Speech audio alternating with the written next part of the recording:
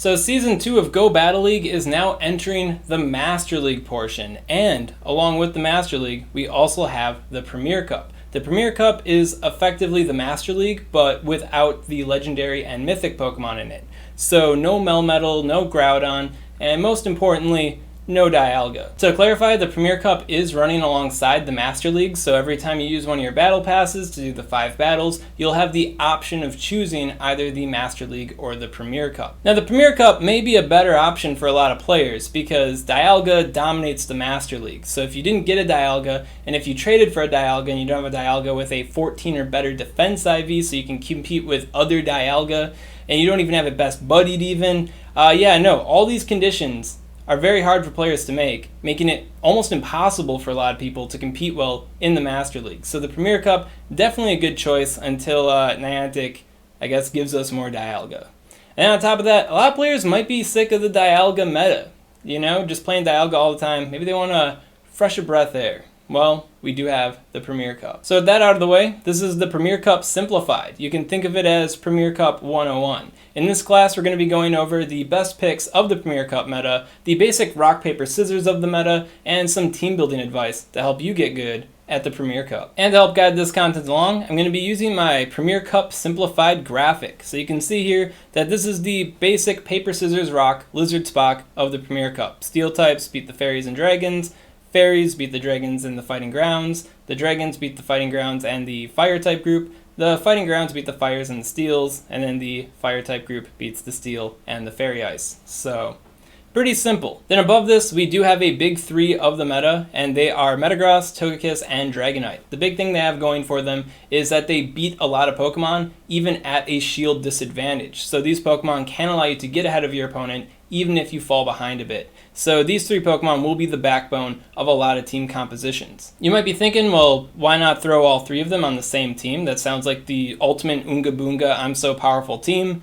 And it is a good idea. It is a good comp. However, there is a bit of asymmetry between these 3 Pokemon that may make you want to consider running only 1 or 2 of them. I think maybe in the lower ranks, the Oonga Boonga team might work out well for you. But once you get higher up in like rank 9, I think you'll start running into some major issues, people playing around that. And with that said, let's get into the different team groups here for you. So first up, we have the Steely Boys. Steely Boys beat the Fairy Ice and the Dragons. The main member of this group is Metagross. Metagross is quite possibly the most powerful Pokemon in the Premier Cup because if it gets a shield advantage or an energy lead on its opponents, it can even beat the vast majority of its counters. So very deadly Pokemon and can be a very good safe switch for a lot of teams. Now as far as the moveset is concerned on the Metagross here, you're going to want to have that Meteor Mash, not just because it's more powerful than Psychic, but because it costs 5 energy less than Psychic. And that energy cost is very pivotal to a lot of Metagross's matchups. So you could get by with a Psychic Earthquake Metagross,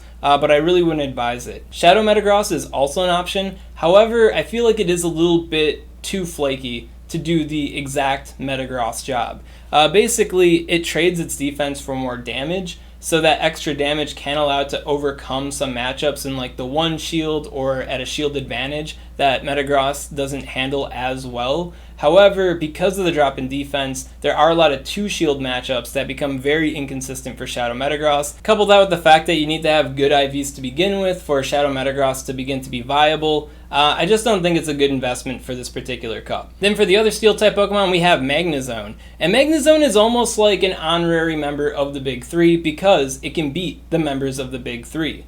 Problems that it has is that it has a less consistent matchup against the Dragonite. You really do need to get those Mirror Shot baits in and land those wild charges in order to overcome it. And it can also get kind of awkward with the Metagross here. I mean, all you gotta do is land those wild charges, but if you don't, this guy's got Earthquake, and Earthquake hurts. On top of that, Magnezone does have less consistent matchups than Metagross does against the ground and fighting type Pokemon. Metagross just has to Meteor Mash them. This guy, things can get kind of awkward, especially if it doesn't land the wild charges on the non-ground types. Think about that one. However, due to Magnezone's prowess, I do expect to see a lot of Magnezone Metagross team comps, the double steal, to give double trouble to the pentagram here. And if you're already blessed with a Shadow Magnezone that already has Frustration TM'd away, and it has at least a 5 attack stat, a 12 defense stat, and an 8 HP stat, I feel like that Shadow Magnezone is generally better than normal Magnezone. The primary reason why is because it's a lot more aggressive with the mirror shot. Like, mirror shot failed baits aren't that bad for Shadow Magnezone because it packs such a punch. So for that reason, it can finesse wins in that normal Magnezone can't against Dragonite should it fail its mirror shot baits. And it's also aggressive on the Mamoswine as well, being able to potentially subdue Mamoswine just straight mirror shot. I don't know how popular Mamoswine is going to be, but I feel like Shadow Magnezone, if you meet those conditions I stated earlier, could be a very powerful pick for this cup. Moving on down, we have the Fairy Ice group, and the master of this group, like the only Pokemon you really should be considering from this group, is Togekiss. And Togekiss is Togekiss, man. Dominates all these Pokemon, straight charm, and then when it comes to the Steely Boys, if you land the Flamethrower, the fight can very easily be yours. So what's going on with these other Pokemon here? Well, Shadow Gardevoir is a more damaging version of Togekiss. It doesn't last as long, so overall, definitely a worse Pokemon, but that extra damage and the Shadow Ball access can be pretty nice. If you are going to go for the Shadow Gardevoir, it's probably going to be on a team comp that already has Togekiss, so going for that Double Charm swag. It does open the door for the Double Charm swag. Definitely does not replace the Togekiss. And if you do go for the Shadow Gardevoir, make sure it has at least a 6 attack IV. Then when it comes to the Ice-type Pokemon, they can potentially beat Togekiss, and they definitely beat Dragonite, so that's the main selling point on them. The reason why they're a little bit risky, though, you might not want to consider them, is, well, for one, Mamoswine can lose to the Dragonite in the 2-shield situation, which is kind of embarrassing. And when it comes to Glaceon here, Glaceon doesn't really have much to offer against Steel and Fire-type Pokemon. So if you swap in the Glaceon into a Dragonite, for instance, that's not good. If you end game with Glaceon and they have a Steel-type Pokemon, that's not good. So these two Pokemon are a little bit more on the meme side, but definitely worth considering due to their merits. Then we got the Dragon Pokemon here. Master, of course, being the Dragonite. Yeah, Dragonite's pretty insane. Just Dragon Breath, Dragon Claw can take out a lot of stuff, and some circumstances it can even take out the Metagross, which is pretty impressive. So Dragon type being able to overcome a Steel type Pokemon, that's pretty nutty. One big problem that Dragonite has is Togekiss. Yeah, even if you land the Hurricane, you land the Hyper Beam, you land the Return, whatever you have that's not a Dragon type attack, it's not going to be enough to KO Togekiss. So while you are going to want to carry Hurricane just so you can damage Togekiss if you get trapped by one, it's not going to be a good time for Dragonite, for sure. That's where Gyarados kind of steps in here as a side grade to the Dragonite. Gyarados has Hydro Pump, and if you land the Hydro Pump on Togekiss in a zero shield situation, then you can beat the Togekiss. On top of that, Gyarados can beat Dragonite going straight Dragon Breath because it's not weak to Dragon Breath. Dragonite is weak to Dragon Breath, but only in the 2-shield situation because those Dragon Claws, man. And as with the other groups, doubling up on these two Pokemon could be a pretty good idea if you want a simple doubled up team comp. Then we have our largest group of the Premier Cup, and that is the ground and fighting type Pokemon. They're lumped together because they all beat Steel type Pokemon, and they all typically lose to flying type Pokemon, but they are very powerful. And I feel like these Pokemon are going to be on a ton of teams. Like, you got the big three here, of course, the backbone of any team. But these guys are definitely the meat. The best member of this group has got to be the Swampert, because Swampert is just about the only Pokemon that can reliably defeat the Metagross at a shield disadvantage. So that's just really impressive in its own right. And if it happens to get trapped by the Togekiss or the Dragonite, the Hydro Cannons do enough like hurt damage where you're not just a sitting duck. You are doing damage to them, which is pretty good. And Swampert does have a pretty good matchup against everyone else in this group too, because nobody appreciates that Hydro Cannon. Then when it comes to Garchomp, Garchomp's pretty cool because it's got Outrage. Outrage allows it to give the final word to the Dragonite should it land it. And Outrage can also allow it to beat the Swampert, which is also pretty nice. I feel like Earthquake is a little bit too slow, and if you combine Earthquake with Outrage, I feel like that's going to make Garchomp here very slow overall. So I feel like Outrage paired with the Sand Tomb is going to be the ideal moveset for the Garchomp. Another cool thing with the Sand Tomb too is you can beat a lot of these guys here, and definitely the Magnezone, just straight Sand Tomb spam, which is really awesome. And it also has a debuff effect too. So if you do get caught in that losing situation, you got really low HP, you're about to go down, you get to the Sand Tomb, you may as well throw the Sand Tomb, get that debuff in, and help pave the way to victory. Then we have a Pokemon that needs no introduction, and that is Rhyperior. Rhyperior's got Mud Slap. So all these Steel-type Pokemon are going to get mud-slapped by Rhyperior. And then it also carries the Rock Wrecker. So should it be having an energy lead or a shield advantage against the Fairy types or the Dragon type Pokemon, they're going to get Rock Wrecked. So very powerful Pokemon under the right circumstances. That said, keyword, right circumstances. Another cool thing to note with the Rhyperior is you could go with Smackdown. Smackdown does allow it to KO the Flying type Pokemon here, but definitely hurts its matchup against the Steel types. That said, if you swap Rhyperior into a Steel-type Pokemon and your opponent doesn't pay attention to the fast move, they're probably going to auto-swap to one of these two Pokemon.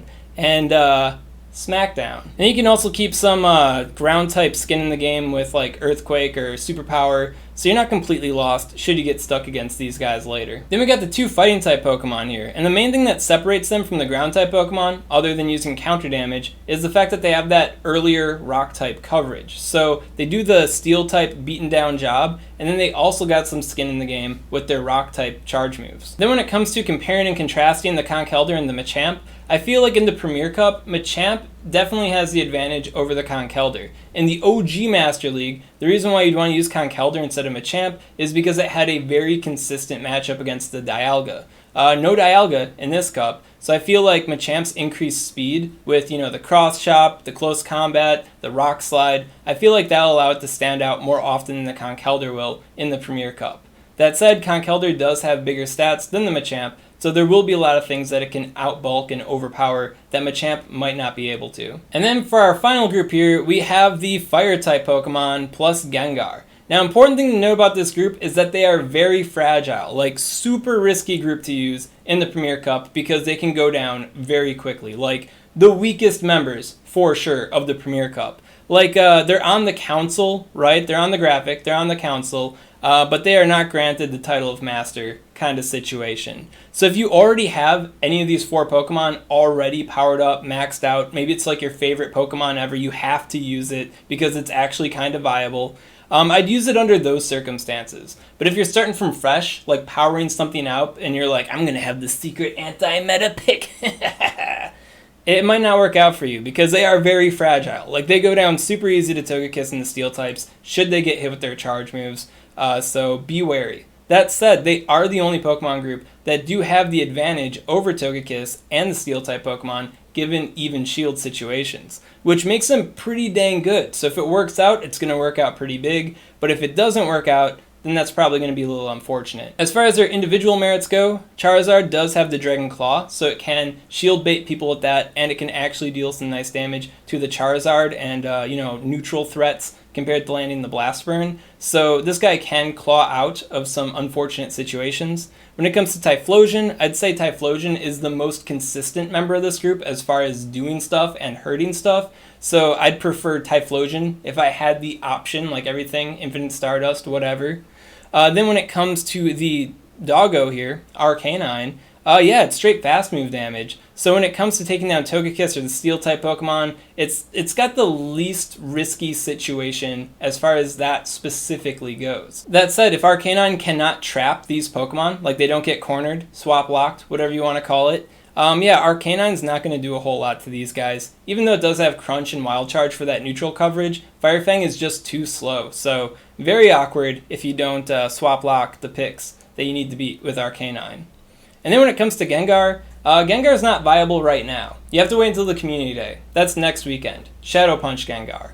And with Shadow Punch and Shadow Ball, Gengar's got really good neutral coverage against everything in the Premier Cup. Name one thing on here that resists Ghost-type damage, and that's none of them, except for Snorlax over here. And Snorlax is kind of niche. I'm going to talk about him in a bit. So yeah, Ghost-type coverage, really awesome. That said, as far as fragility goes, Gengar is definitely the most fragile member in the entire Premier Cup. Like, any charge move hits this thing, it's going to go down pretty quickly there. So Gengar can be really, rewarding, but extremely high risk. And then when it comes to the Togekiss matchup, Togekiss can actually two-shield it, which isn't a good look. Like, you really want to rely on your Togekiss counter to actually counter Togekiss. If that doesn't happen, that's awkward, man. So once again, this group can be good, can be very good, anti-meta type Pokemon here, but can be very risky. I don't 100% recommend them. And then finally, we got Snorlax. Snorlax is the Bait Master Mold Breaker.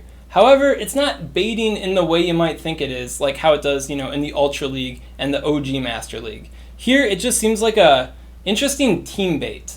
And what I mean by that is this meta, the Premier Cup, can be very rock, paper, scissors. Like if you lose the lead, you lose the switch, you're probably going to lose the whole game because they just follow you down with that.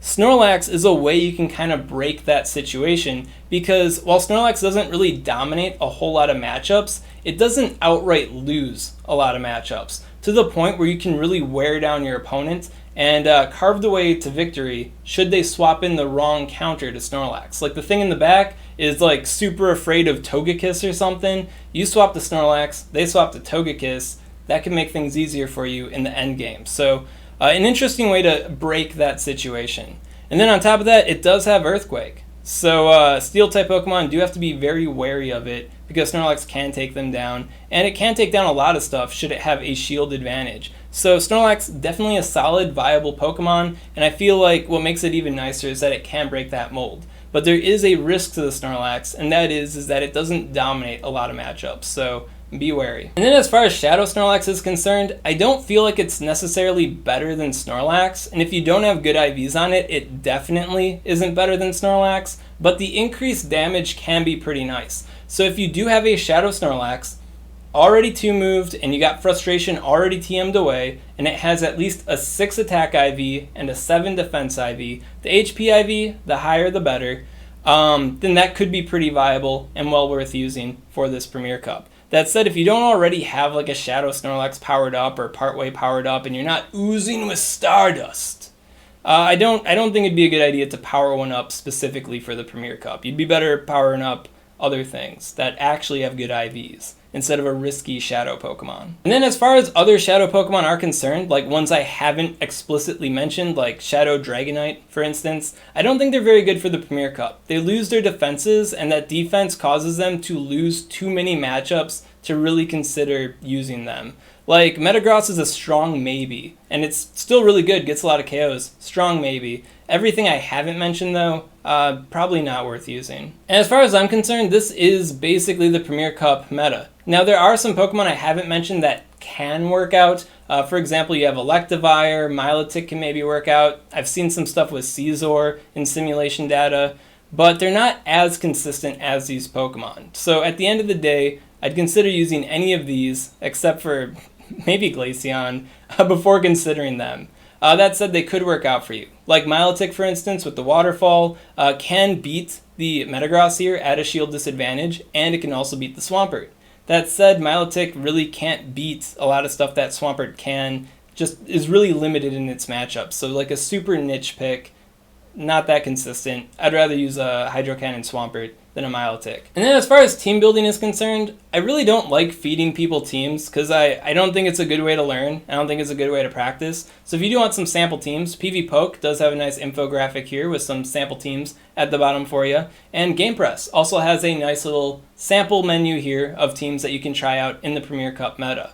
If you want to try something out for yourself though, before YouTubers start putting up their winning teams for you to ogle, yeah, just follow the basics, man. If you pick a lead like Metagross, for instance, try to pick something else on that team that can cover a lead that Metagross loses. So Metagross loses to these guys. Maybe you want to back up Metagross with like Dragonite or Gyarados. Maybe Dragonite and Gyarados, perhaps. These guys are weak to Charmman. Charmman comes in, gets beaten by Metagross. Could work out for you. So that's what I'd call like a simple paper rock type team, because you got the paper, here are the scissors, these two rocks, hammer them down. You could also go for like a nice rock paper scissors team though. So like Metagross here loses to these guys lose to Dragonite, Dragonite loses to these guys, so you pick this guy. That would be a rock paper scissors type team. So just follow the wheel, build your team. If you want to get crazy with it, throw in Snorlax. And that basically covers the Premier Cup 101. Which format are you going to be playing in GBL? Going for that Master League still with all that Dialga? Or are you going to be testing out that Premier Cup? If you got any questions on this content, comment below, let me know what's up, and I'll be happy to help you out. And if you enjoyed this content and you want to see more like it, well, make sure to subscribe to SwagTips. SwagTips. I'd also like to give a special shout out to these Patreon supporters. If you want to support the Swagman on Patreon, link in the description.